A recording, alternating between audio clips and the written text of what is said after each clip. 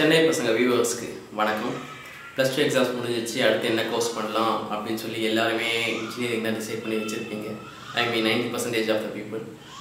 So engineering தவிர என்னென்ன courses இருக்குது, அதுக்கான வாய்ப்புகள் என்ன இருக்குது, எவ்வளோ சம்பாதிக்கலாம், அதுக்கான ஃப்யூச்சர் எப்படி இருக்குது அப்படின்றத பற்றி தான் இந்த வீடியோ. ரீசெண்டாக ஆஸ்பைரிங் மைண்ட்ஸ் அப்படின்றவங்க வந்து ரிசர்ச் பண்ணதில் என்ன சொல்லியிருக்காங்கன்னா 95% of the computer science and IT graduates அவங்களுக்கு வந்து கோடிங் எப்படி பண்ணுறதுனே தெரில அப்படின்னு சொல்லியிருக்காங்க. அதனால் நம்மளுக்கு என்ன தெரியுதுன்னா, முடித்த உடனே நம்ம ஏதோ இஷ்டம் இருக்கோ இல்லையோ நம்ம உள்ள ஒரு டப்பா காலேஜில் போய் சேர்ந்துடுறோம்.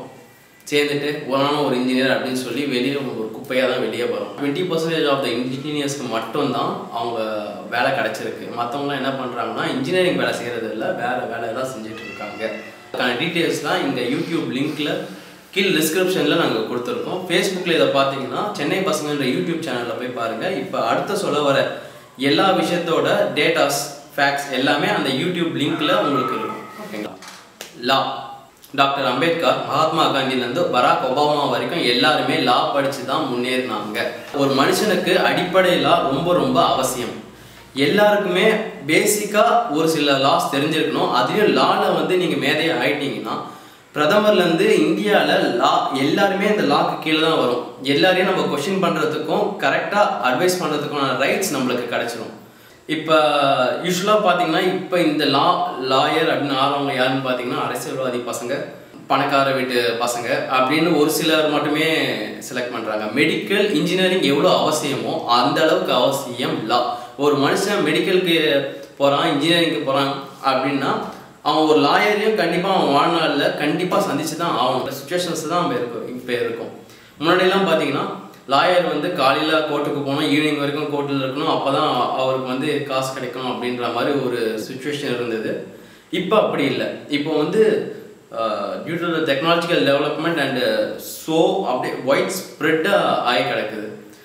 எந்த ஒரு டிபார்ட்மெண்ட், மீடியா, கார்ப்பரேட், எந்த ஒரு ஃபீல்டாக இருந்தாலும் அந்த ஃபீல்டில் வந்து கண்டிப்பாக ஒரு லாயர் இருப்பாங்க. ஒரு லாக்குன்னு தனியாக ஒரு ஆளை வச்சுருப்பாங்க. எல்எல்பி கோர்ஸ் பண்ணுறதுக்கு 3 வழி இருக்குங்க. ஃபஸ்ட்டு என்னென்னா CLAT, காமன் லா அட்மிஷன் டெஸ்ட். இந்த CLAT டெஸ்ட் எப்படின்னு பார்த்தீங்கன்னா, இப்போ இன்ஜினியரிங்க்கு AIEEE எக்ஸாம் எழுதி எப்படி IIT காலேஜஸ்லாம் நம்ம ஜாயின் பண்ணுவோமோ அதே மாதிரி இந்த CLAT எக்ஸாம்ஸ் எழுதுனா நம்ம வந்து நேஷ்னல் லா யூனிவர்சிட்டிஸில் ஜாயின் பண்ணலாம். நேஷ்னல் லா யூனிவர்சிட்டிஸ்ன்றது வந்து ஒவ்வொரு ஸ்டேட்லேயும் இருக்குங்க. அதில் வந்து ஜாயின் பண்ணுறதுக்கு ஒரே ஒரு ஆப்ஷன் என்னென்னா இந்த எக்ஸாம் எழுதலாம். அதை தவிர நெக்ஸ்ட் என்ன இருக்குன்னு பார்த்தீங்கன்னா LSAT என்னென்னு பார்த்தீங்கன்னா லா ஸ்கூல் அட்மிஷன் டெஸ்ட். இந்த லா ஸ்கூல் அட்மிஷன் டெஸ்ட் எழுதினா இந்தியாவில் இருக்க 70 லா காலேஜஸில் உங்களுக்கு அட்மிஷன் கிடைக்கும். தமிழ்நாட்டில் நீங்கள் அப்ளை பண்ணி லா படிக்கணும் அப்படின்னு பார்த்தீங்கன்னா தமிழ்நாடு டாக்டர் அம்பேத்கர் லா யூனிவர்சிட்டி இதில் நீங்கள் அப்ளை பண்ணலாம். இதில் அப்ளை பண்ணிங்கன்னா கவுன்சிலிங் மூலமாக தமிழ்நாட்டில் மொத்தம் 7 காலேஜஸ் தாங்க இருக்குது. இந்த 7 காலேஜஸில் உங்களுக்கு கிடைக்கும். இப்போ முன்னாடி பார்த்தீங்கன்னா கரஸில் பண்ணலாம், பார்ட் டைமில் பண்ணலாம் அப்படின்ற மாதிரி ஆப்ஷன் இருந்தது. பட் எல்லாருமே ஒரு நேமுக்காக BL பண்ணுறோம், நேமுக்காக ஒரு LLB பண்ணுறோம் அப்படின்றதுனால அந்த ஆப்ஷனை கட் பண்ணிட்டு ஃபுல் டைமாக மட்டும்தான் பண்ணணும் அப்படின்னு சொல்லி இதை வச்சுருக்காங்க. இப்போ ஒரு லாயர் இருக்காரு, ஒரு சில லாயர்ஸ்லாம் இருக்காங்க. அவங்க வந்து ஒரு ஹியரிங்க்கு வரணும்னாலே 5 lakhsலேருந்து 1 crore வரைக்கும் வாங்குற லாயர்ஸ் இந்தியாவில் இருக்காங்க. ஸோ லா படிக்கிறதுக்கு யோசிக்காதீங்க. உங்களுக்கு இன்ட்ரெஸ்டாக இருந்தீங்க அப்படின்னா கண்டிப்பாக லாக்கு போயிடுங்க. இன்ஜினியரிங்கோட லாவில் நிறைய ஃபியூச்சர் இருக்குன்றது என்னோட தாழ்மையான கருத்து. இன்ஜினியரிங் பிடிச்சிருந்தா இன்ஜினியரிங் பண்ணுங்கள். வேறு மைண்ட் செட் இருக்குது, ஜஸ்ட் ஒரு ஆசோலேஷனில் இருக்க லாவும் பண்ணலாம் அப்படின்னா நீங்கள் லா கண்டிப்பாக சூஸ் பண்ணுங்கள்.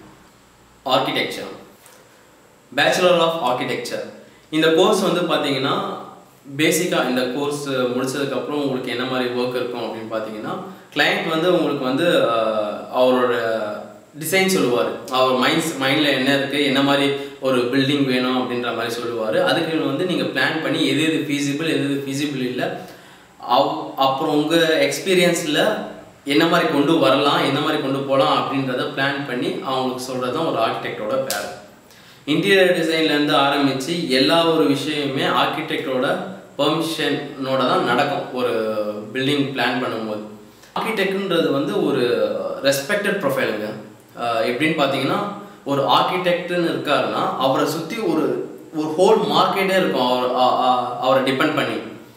ஃபார் எக்ஸாம்பிள் இப்போ ஒரு ஆர்கிடெக்ட் இருக்காரு அப்படின்னா ஒரு இன்டீரியர் டிசைன், ஒரு டோர் எம்ப்ளிஷ்மெண்ட்ஸ் ஆகட்டும், ஒரு கலர் ஆகட்டும், பெயிண்ட்டு என்ன குவாலிட்டி வேணும், கீழே மார்பிள்ஸ்லேருந்து டைல்ஸ்லேருந்து எல்லாமே ஒரு ஆர்கிடெக்ட் சம்மந்தத்தோடு தான் நடக்கும். அவர் தான் ஒரு மெயின் கீ மாதிரி. அவரை சுற்றி தான் எல்லாருமே ஆர்கிடெக்ட் கிட்ட பெர்மிஷன் வாங்கி தான் பண்ணுற அளவுக்கு ஒரு ஆர்கிடெக்ட் வந்து ஒரு பவர்ஃபுல்லான பொசிஷன். ஸோ நீங்கள் ஆர்கிடெக்ட் ஆகணும், இந்த இன்டீரியர் டிசைன்ஸ்லாம் இன்ட்ரெஸ்ட் இருக்குது, கன்ஸ்ட்ரக்ஷன் அந்த டிசைன்ஸ் அதிலலாம் இன்ட்ரெஸ்டடாக இருக்கீங்கன்னா ஆர்கிடெக்ட் ப்ரொஃபைலை சூஸ் பண்ணுங்கள். இப்போ பிஆர் எப்படி அப்ளை பண்ணுறதுன்னு பார்த்தீங்கன்னா நாட்டா அப்படின்னு ஒன்று இருக்குது, national aptitude test for architecture. NATA வந்து ஆல்ரெடி ஓவர், அந்த டெஸ்ட் ரிசல்ட் வச்சு தான் தமிழ்நாட்டில் நம்ம கவுன்சிலிங் அப்ளை பண்ண முடியும். இப்போ நாட்டா பற்றின இன்ஃபர்மேஷன், அதுக்கப்புறம் தமிழ்நாட்டில் எப்படி அப்ளை பண்ணோம் அப்படின்னு டீட்டெயில் இன்ஃபர்மேஷன் எல்லாமே கீழே டிஸ்கிரிப்ஷனில் இருக்குது, நீங்கள் அதை பார்த்துக்கோங்க. ஆர்கிடெக்ட்டுக்கு சேலரின்னு பார்த்தீங்கன்னா ஸ்டார்டிங்கில் கம்மியாக தான் இருக்கும், 8,000 to 20,000 தான் சேலரி ஸ்டார்டிங்கில் இருக்கும். அதுக்கப்புறம் ஒரு 5 to 10 years போச்சுன்னா மந்த்லி 1 lakh ஈஸியாக ஏர்ன் பண்ணலாம். சில ஆர்கிடெக்ட்ஸ் இருக்காங்க, அவங்களுக்குன்னு தனியாக ஒரு டீம், தனியாக ஒரு ஆஃபீஸ் கிரியேட் பண்ணிட்டீங்கன்னா ஒரு கன்ஸ்ட்ரக்ஷன் இல்லை ஏதோ ஒரு ப்ராஜெக்ட் இருக்குன்னா அந்த ப்ராஜெக்டோட டோட்டல் ஒர்த்தில் 5% வந்து அந்த ஆர்கிடெக்ட்டுக்கு போயிடும். அதுக்கு ரூல்ஸ் படி 5% ஆர்கிடெக்ட்டுக்கு போயிடும். ஸோ ஃப்யூச்சர் ரொம்பவே நல்லாயிருக்கும். நீங்கள் இன்ட்ரெஸ்டாக இருந்தீங்க, இந்த மாதிரி டிசைன்ஸ் பிளானிங் அதெல்லாம் இன்ட்ரெஸ்டாக இருந்தீங்கன்னா கண்டிப்பாக ஆர்கிடெக்சர் சூஸ் பண்ணுங்கள். கமர்ஷியல் பைலட், சின்ன வயசில் டாக்டர் ஆகும், இன்ஜினியர் ஆகும் எவ்வளோ பேர்கிட்ட சொல்லியிருக்கோமோ அதே மாதிரி பைலட் ஆகும் அப்படின்னு நிறைய பேர் சொல்லியிருப்போம். பைலட் அப்படின்ற ப்ரொஃபஷன் பார்த்தீங்கன்னா கமர்ஷியல் பைலட் ஆகிறதுக்கு இந்தியாவில் உங்களுக்கு 40 லட்சம் ரூபாய் வேண்டும். ஸோ ஒரு பேசிக்காக இந்த மாதிரி பைலட் ஆகணும் அப்படின்னு சொல்லி ஆம்பிஷனோட பண்ணுறவங்க இந்த மாதிரி ரிசர்ச் நிறையா பண்ணியிருப்பாங்க. இந்தியாவில் பண்ணுறதோட நிறைய பேர் யூஎஸ் போய் இல்லை ஆஸ்திரேலியா போய் அங்கே லைசன்ஸ் வாங்கி அதுக்கப்புறம் இந்தியாவில் வந்து ஒரு சில எக்ஸாம்ஸ் எழுதி கிளியர் பண்ணி கமர்ஷியல் பைலட் ஆவாங்க. அது ஒன்று. இன்னொன்று, அவங்களுக்கு வந்து இது யூஸ்ஃபுல்லாக இருக்காது. இன்னொருத்தவங்க யாருன்னா நம்ம மிடில் கிளாஸில் என்ன பண்ணுவாங்க, பைலட் ஆகணும், ஒரு சில காலேஜஸ்லாம் இருக்குது, அவங்க என்ன பண்ணுவாங்கன்னா பிரெயின் வாஷ் பண்ணிவிடுவாங்க. இத்தனை லட்சம் கட்டினா போதும், இவ்வளோ லட்சத்தில் வேலை, வருஷத்துக்கு 50 லட்சம் உங்களுக்கு சம்பளம் கிடைக்கும் அப்படி இப்படின்னு சொல்லி பிரெயின் வாஷ் பண்ணி உங்களை இந்த கோர்ஸில் போட்டுருவாங்க. இது 20 லட்சம் 30 லட்சம் வாங்கி போட்டாங்கன்னா உங்களுக்கு ஃப்யூச்சர் கரெக்டாக இருக்குமா அப்படின்னு சொன்னீங்கன்னா கேள்விக்குறி. ஸோ யாராவது உங்ககிட்ட 40 லட்ச ரூபா 50 லட்ச ரூபா சேலரி கிடைக்கும், இந்த கோர்ஸ் முடித்த உடனே உங்களுக்கு கை மேலே வேலை, பைலட் ப்ரொஃபஷன் வந்து ரொம்ப அப்படி இப்படின்னு சொல்லி பிரெயின் வாஷ் பண்ணி உங்களை கோர்ஸில் போட பார்த்தாங்கன்னா கண்டிப்பாக ஒரு தடவைக்கு 4 முறை விசாரிங்க, நிறைய ரிசர்ச் பண்ணுங்கள், அதுக்கப்புறம் நீங்கள் டிசைட் பண்ணிக்கோங்க. அவங்களுக்காக தான் ஒரு சிலர் காலேஜஸில் என்ன வேணால் சொல்லுவாங்க அட்மிஷனுக்காக, அதை நம்பி நீங்கள் போயிடாதீங்க. ரிசர்ச் பண்ணுங்கள், ஃபுல்லாக உங்களுக்கு சாட்டிஸ்ஃபைடு எல்லாம் ஓகே பக்கா அப்படின்னா நீங்கள் இந்த கோர்ஸை ஜாயின் பண்ணுங்கள். National defence academy. இப்போது கமர்ஷியல் பைலட்டாக தான் ஆகணும்னு இல்லை. இப்போ வந்து நம்ம நேஷ்னல் டிஃபென்ஸ் அகாடமியில் வருஷத்தில் 2 முறை எக்ஸாம்ஸ் நடக்குது. இந்த எக்ஸாம்ஸில் வந்து 3 செக்ஷன்ஸ் வந்து செலக்ட் பண்ணுறாங்க. ஒன்று ஆர்மி, ஒன்று நேவி, ஒன்று ஏர்ஃபோர்ஸ். இப்போ ஆர்மியில் பார்த்தீங்கன்னா ஒரு 200 பீப்புள் செலக்ட் பண்ணுறாங்க, நேவியில் பார்த்தீங்கன்னா ஒரு 70, ஏர்ஃபோர்ஸில் பார்த்தீங்கன்னா ஒரு 55, அந்த ரேஞ்சில் தான் செலக்ட் பண்ணிகிட்டு இருக்காங்க. இதில் நீங்கள் ஜாயின் பண்ணீங்க அப்படின்னா இதில் ஜென்ஸ் மட்டும்தான் அலவுட், பிலோ 20 இயர்ஸ். ஓகேங்களா? 20 இயர் கேர்ள்ஸ் அலவுட் இல்லை. இதில் நேஷ்னல் டிஃபென்ஸ் அகாடமியில் ஜாயின் பண்ணுறதுக்கு நிறைய ப்ரொசீஜர்ஸ் இருக்குது. உங்களுக்கு மெடிக்கல் டெஸ்ட்லாம் நீங்கள் எல்லாத்துலேயும் பர்ஃபெக்டாக இருக்கணும், ரிட்டன் டெஸ்ட் கிளியர் பண்ணியிருக்கணும், அதுக்கப்புறம் இன்டர்வியூ இருக்குது. அதெல்லாம் கிளியர் பண்ணிங்கன்னா உங்களுக்கு நேஷ்னல் டிஃபென்ஸ் அகாடமியில் உள்ளே போயிட்டு அங்கேருந்து நீங்கள் ஆஃபீஸர் அந்த கிரேட்லாம் நீங்கள் படிப்படியாக முன்னேறிட்டு போயிடலாம். BSc agri. பிஎஸ்சி அக்ரி பார்த்தீங்கன்னா இப்போ ரீசெண்டாக டிமாண்ட் வந்து ரொம்ப அதிகமாகிட்டே போகுது. இப்போ பார்த்தீங்கன்னா ஒரு சில காலேஜஸ்லாம் லாஸ்ட் இயர் தான் இந்த கோர்ஸையே உள்ளே கொண்டு வந்தாங்க, பிஎஸ்சி அக்ரின்ட்டு. அவங்க இந்த வருஷம் பார்த்தீங்கன்னா 8 lakhs மினிமம் டிமாண்ட் பண்ணுறாங்க. ஏன்னா இந்த கோர்ஸோட டிமாண்ட் வந்து டக்குன்னு கொஞ்சம் அதிகமாகிடுச்சு. எல்லா கவர்மெண்ட் பாடிஸ் ஜாப் ஆப்பர்ச்சுனிட்டிஸ் வந்து கொடுக்க ஆரம்பிச்சிட்டாங்க. ஸோ இதுக்கு வந்து பார்த்தீங்கன்னா இப்போ ரீசெண்ட் ட்ரெண்டில் நிறைய பேர் இந்த பிஎஸ்சி அக்ரிக்கு ஆஃப் பண்ணுறாங்க. இப்போ தமிழ்நாட்டில் நீங்கள் பிஎஸ்சி அக்ரிகல்ச்சர் பண்ணணும் அப்படின்னு பார்த்தீங்கன்னா தமிழ்நாடு அக்ரிகல்ச்சரல் யூனிவர்சிட்டி அதில் அப்ளை பண்ணி கவுன்சிலிங் போய் அதில் இருக்க காலேஜஸ்லாம் நீங்கள் செலக்ட் பண்ணி நீங்கள் ஒரு காலேஜஸ் என்டர் ஆகிடலாம். டொனேஷன் கொடுத்து போனீங்கன்னா ரொம்ப அதிகமாகும். இன்கேஸ் உங்களுக்கு தமிழ்நாட்டில் கிடைக்கல, வேறு மாநிலத்தில் போய் நீங்கள் பண்ணுறீங்க அப்படின்னா ஐசிஆர் அப்ரூவ்ட் காலேஜஸை மட்டும் அப்ரோச் பண்ணுங்கள். மற்ற காலேஜஸில் படிச்சிங்கன்னா அது வேல்யூ அவ்வளோவா இல்லை. ஸோ ஐசிஆர் அப்ரூவ்ட் காலேஜஸ் எதுன்னு பார்த்து அதில் அப்ளை பண்ணுங்கள். இப்போ 2-3 கோர்ஸ் பண்ணலான்னு ஐடியா இருக்குது, அதில் எது சூஸ் பண்ணணும்னு எனக்கு டவுட்டாக இருக்குது அப்படின்னா சில சைக்கோமெட்ரிக் டெஸ்ட்லாம் இருக்குது. சைக்கோமெட்ரிக் டெஸ்ட் நீங்கள் எடுத்துக்கோங்க. MBIT அப்படின்னு ஒரு டெஸ்ட் இருக்குது. அதெல்லாம் பார்த்தீங்கன்னா உங்கள் பர்சனாலிட்டி, அதுக்கேற்ற மாதிரி கேரியர் அவங்க வந்து உங்களுக்கு வந்து சஜஸ்ட் பண்ணுவாங்க. ஆன்லைன்லேயே பண்ணலாம் அதை.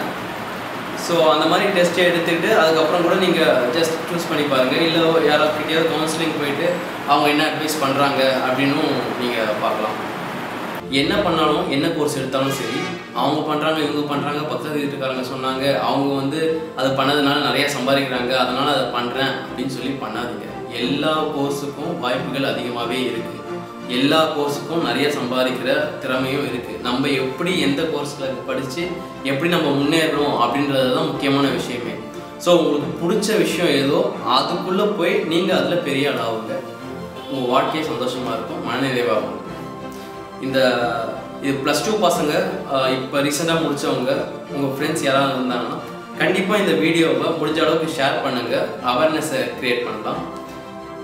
உங்களுக்கு வேறு ஏதாவது ஒரு கோர்ஸ் பற்றி டீட்டெயிலாக தெரியணும் அப்படின்னு சொன்னால் கமெண்ட் பண்ணுங்கள், நான் உங்களுக்கு ரிப்ளை பண்ணுறோம். 2-3 கோர்ஸ் வந்து ஏதாவது கண்டினியூஸாக தெரியணும் அப்படின்னு சொல்லி அதுக்கு நிறையா லைக்ஸ் வந்ததுன்னா அதை பற்றி டீட்டெயில் வீடியோ நாங்கள் திரும்ப இன்னொன்று பண்ணுறோம்.